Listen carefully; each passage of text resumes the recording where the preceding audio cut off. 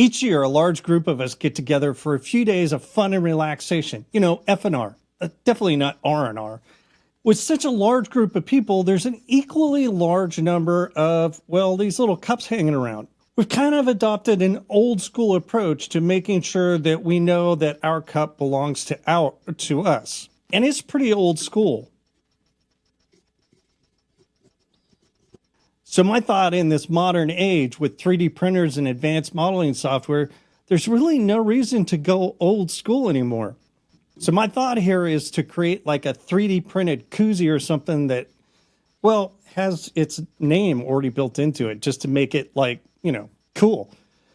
The challenges I have here is I've never built a koozie before. Along with that, I'm going to try to do something unique, so a triple wall design, and then I want to see if I can't fill that with a gel or something like that, so I could throw it into the cooler or the freezer or something like that and have it maybe keep this a little bit cooler. My problem is I'm not sure how well PLA or even PLA Plus will stand up to kind of that more harsh interaction with cold temperatures and all that. So those are some struggles that I have along the way with this. All right, let me go through the ideas that I have for the design. My idea is to create like a koozie, something that would go around this to, one, allow me to identify that it's mine, and two, maybe to help insulate it a little bit better. So the thought here is to do like a 3-wall print. There would be an inner wall that this would slide into. Then there would be an outer wall that would essentially be, or a core, I guess you could say, that would be a honeycomb pattern to allow lots of space for air. And then an outer wall that would be a little bit thicker than the inner wall to make it a little bit stronger and to allow me to provide like my initial or something like that on the outside of the cup so I can uniquely identify that it's mine. The other thought that I have with this is within the interior, within this inner kind of sleeve or whatever you want to call it, to have little channels that I've created. So any condensation running off the cup would then flow down into a little well. And then that little well, I could easily screw off and dump out any of the excess moisture. Let me see what I can come up with.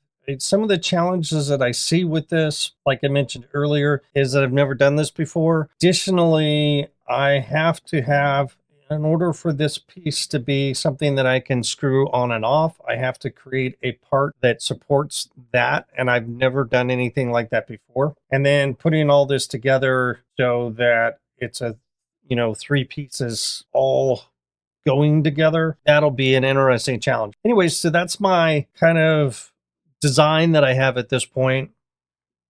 Let's see where it goes from here. All right, I have some test prints that I want to walk through, and there's a reason that I do test prints before I do the actual prints, and I'll show you the exact reason for that here in a minute. So this is what I came up with for the honeycomb kind of design. It took me a little while to figure out how this actually would work, and I'll jump into Fusion 360 to kind of explain this in a little bit. Here's the inner shell.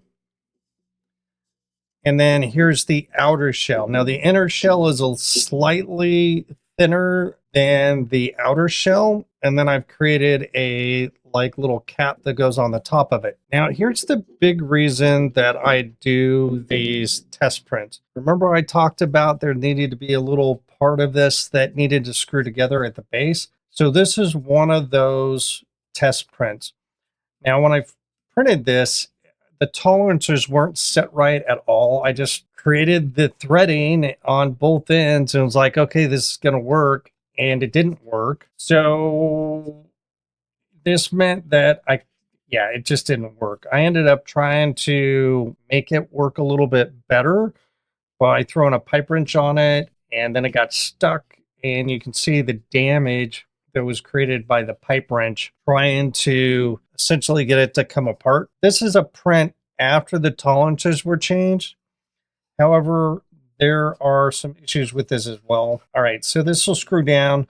I still had to use a pipe wrench to get it to go at least this far, but at least it screws down little bit better. And I've changed the design after getting this kind of all put together, and I'll walk through all of that in Fusion as well. The thought here is that this inner shell or sleeve, whatever, will be glued to this, and then obviously this will sit down inside of this kind of like that. And so that will be glued to this. But then I was like, well, I forgot to, put something together down here for this to be glued to. So I modified this to be larger to go completely to the outside. And then I made some other changes with it as well. So those things definitely will help as far as that goes. All right, let me jump into Fusion 360 and I'll walk you through exactly what I did and some of the struggles I ran into.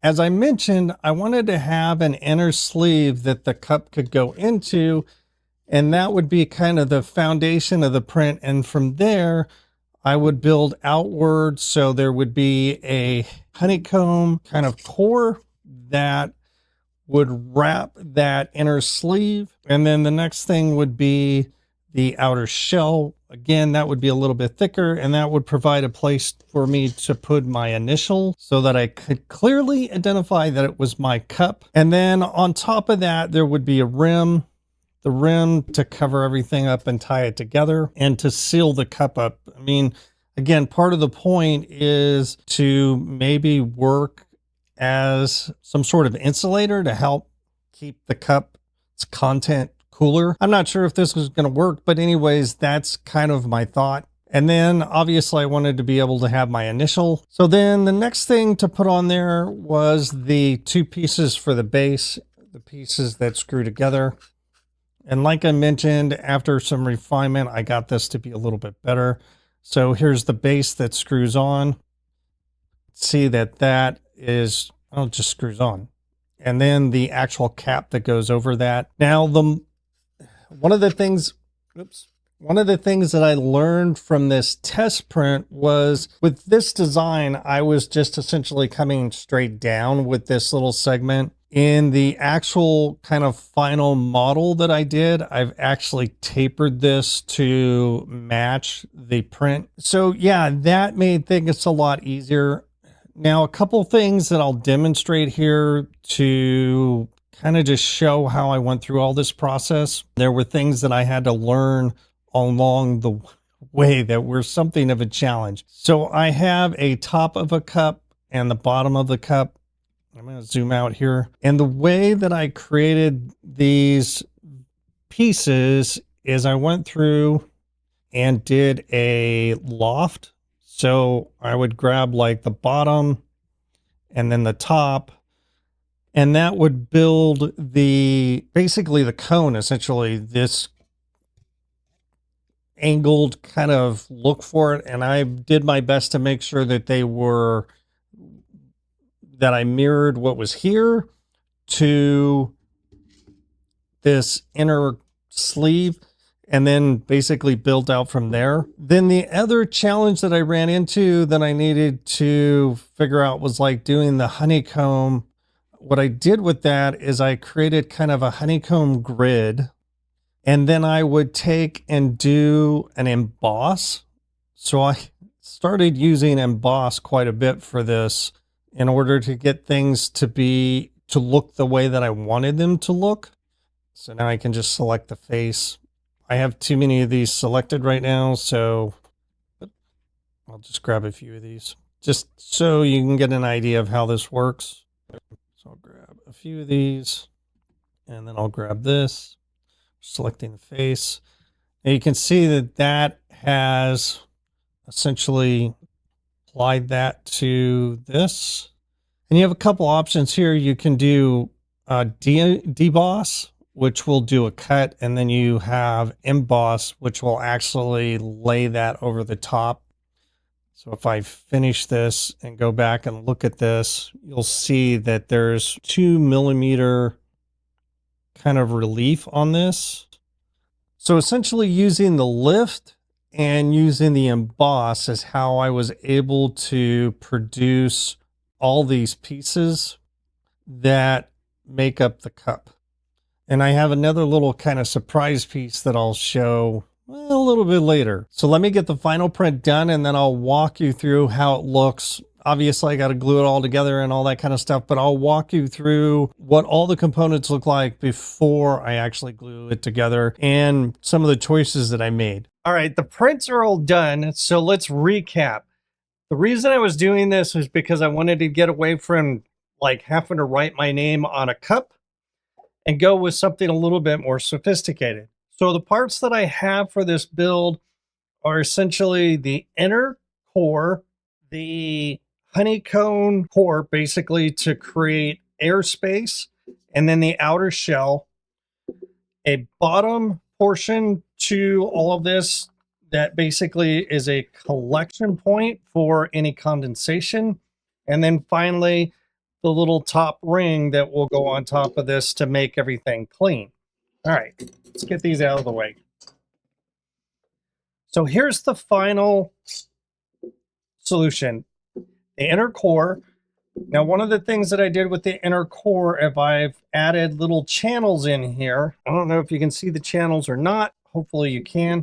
But anyways, the little channels are in here so that when there's condensation from the cup, it'll be able to flow down into the collection basin. Then I have the honeycomb mesh that goes on the outside of this to create airspace. Hopefully that'll will work as some form of insulation to help keep whatever's in the cup cooler. And then I have the outer shell that has my initial on it so that I don't have to worry about ever writing my name on a cup again. And then that goes inside of this. Again, I have the little outer ring that will go on top of it to seal it all up. And when I'm all done here, I'll glue this all up and it'll be just the way that I want it. All right. As I mentioned before, when I did the block, I did it straight down. So this just essentially goes straight down.